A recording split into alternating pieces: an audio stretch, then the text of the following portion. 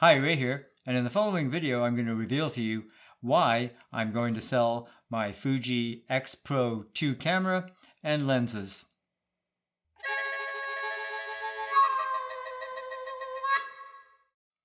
I can hear it now. Oh no, not another I'm switching brands video. But really this is not about switching brands so much as going home, because I never really switched to Fuji. Admittedly, I've been a lifelong Nikon user, but it's been 4 years ago now that I wanted to get into mirrorless because I wanted to save weight and I wanted a compact camera, and Nikon really wasn't in the mirrorless game. So I looked at the Fuji cameras and I was quite impressed. So I bought the Fuji X-Pro2 camera, and at the time fitted with the 23mm 1.4, which is an absolutely superb lens by any standard. Really, it's one of the best. Well, the equivalent, of course, would be a 35mm. And I haven't owned many 35mm lenses, but this really is as good as they get. Just extraordinary lens. Over the next few months, I bought two more lenses. The 10-24 zoom and the 50-140, which of course is kind of the equivalent to your classic 70-200 lens in a full frame camera. So why am I selling this camera if it's so great? Well, there's a number of reasons. I can't really rationalize keeping this camera when I've bought into the Nikon Z system. And I find that, well, absolutely, this has actually sat in the cupboard for the last 18 months. Some of the things that really bother me about this camera, not necessarily in the order that they bother me, but these dials are very, very easily moved. The ISO, this thing, I know some people think it's just fine, but I find it a real pain. So bear with me for a moment here while I explain to you why, despite the allure of the retro design, I don't think that this kind of ISO dial belongs on a digital camera. And I'm going to do that by comparing it to this little camera here, which is a Nikon FM, which I picked up recently. It was actually my first brand new 35mm camera. And so this baby is about 40 years old. And you can see that Fujifilm pretty much cribbed straight across the design for this ISO dial from this old camera. But here's why it doesn't work for a digital camera. So whereas with a film camera, and here we have the end of the package of film, FP4 plus 125 ASA or ISO if you prefer, and we would set that right here. So right now we're at what, 50, 100, and we go just beyond there to get our 125 ISO. And that, of course, affects the light meter.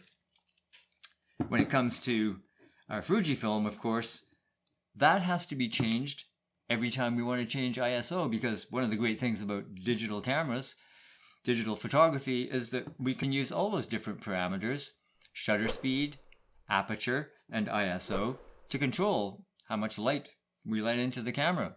But as I mentioned, this to me is a royal pain to move that, and occasionally, if you hit the little release here while you're messing around, then you've changed your shutter speed or your setting.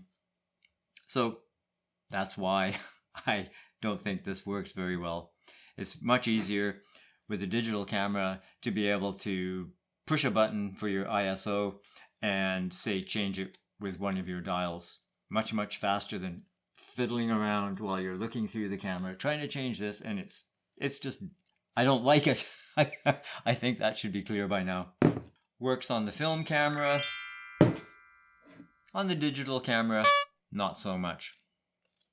I'll admit that one of the things that influenced my decision to buy this camera was nostalgia. Nostalgia for old film cameras, and I owned many over the years.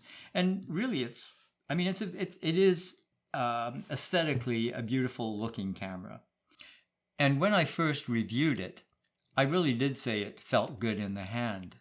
But after a little while, I did find that the ergonomics were actually, form over function. So it's not very stable in the hand.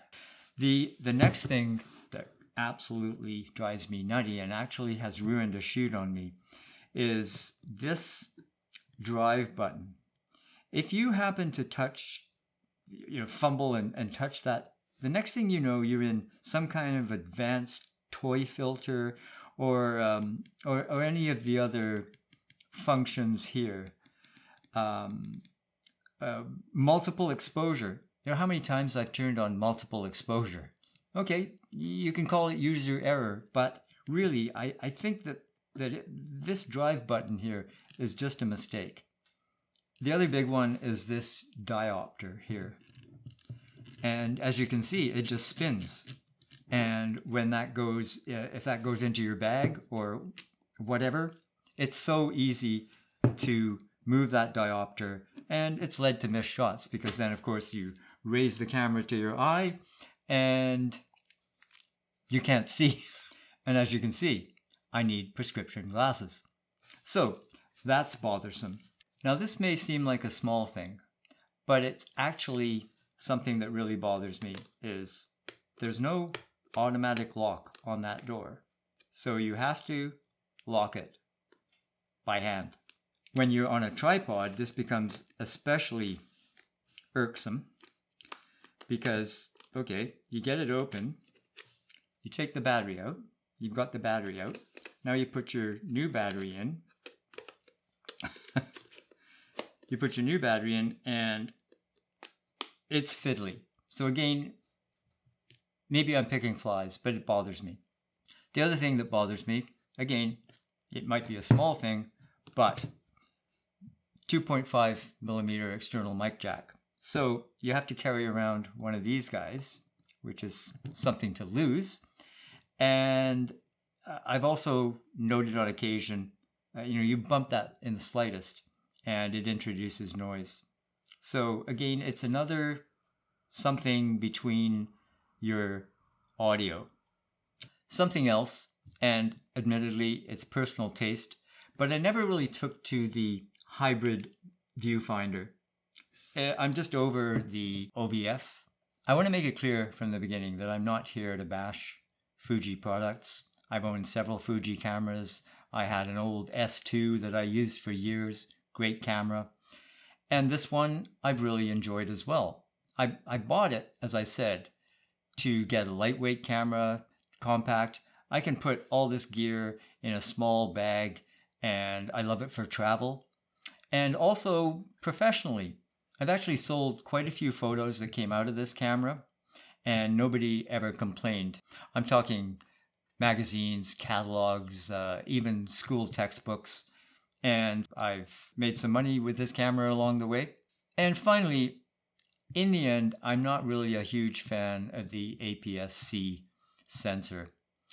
The main reason that I have a complaint about that, again, not from IQ, not from the quality of the images, but that you can't isolate your subject as well as with a full frame camera, depending on the f-stop of course, but say with this lens here, the 50-140, if I compare this with my 70-200 on full frame, you just simply can't blur out the background as much at 2.8. So onto these lenses. As I said, this little 23mm 1.4, beautiful lens. I have nothing bad to say about it. The 50-140 2.8, again, the optics are superb. These Fujinon lenses are built like tanks. They're just very, very nice. The only thing that I could say about this particular lens is the focusing is not screaming. It's good, and I learned to work with it. Like you do with most tools, you can use your experience to get around minor complaints. And I'm talking minor complaints. Otherwise, beautiful lens, and I really will miss it. When it comes to this lens, the 10-24, I never was impressed with this lens. Is it sharp? Yes. After I sent it in for repair because it had some really, really strange artifacts. I bought it and went to Europe, and it was almost unusable on that trip. So I sent it in under warranty. It came back. It really wasn't much better. However, it seemed like a few months later they came with a firmware update, and that seemed to solve the issue. But in the interim, I'd had it for certainly well over 6 months. No, closer to a year. And I was getting ready to sell it. I was very frustrated. So I can't recommend this lens in my experience. And here's the other thing. All these lenses have the same issue, and that is the lens shades. It's actually functioning not too badly right now, but depending on the temperature, because these are plastic, although, right now, that is fine. But quite often, this thing will bind so hard that you either can't get it on or off. I know that there are third-party options available, but really, why should I need to buy third-party option for something as integral as a lens shade? So that's one of the problems. You can see it's working quite nice right now, and I'll give people a tip if they're having that issue, and I know that other people have had the issue because I've seen the complaining on the internet. Because I went looking, like, is it just me? Is it just my lenses? No, there is a problem. One thing that I found that kind of works if you're in a bind is a little bit of nose oil. I'm sorry, that's gross, but it works. So that really about wraps this up. I don't have too much more to say, except again, please don't hate on me. It's generally a good camera, and I hope it gets a good home, but I can no longer rationalize owning it when I'm really not using it anymore. So I really will miss the camera for the reasons that I've listed, and I won't miss it for the reasons that I've listed. But we had a lot of good adventures together, and on those adventures, but for, again, the complaints that I've listed, I came back with a lot of great photos, and I'll obviously be keeping those photos, and I'll still be using them, and probably still selling some of them. So that wraps it up. Take care. Cheers. See you later.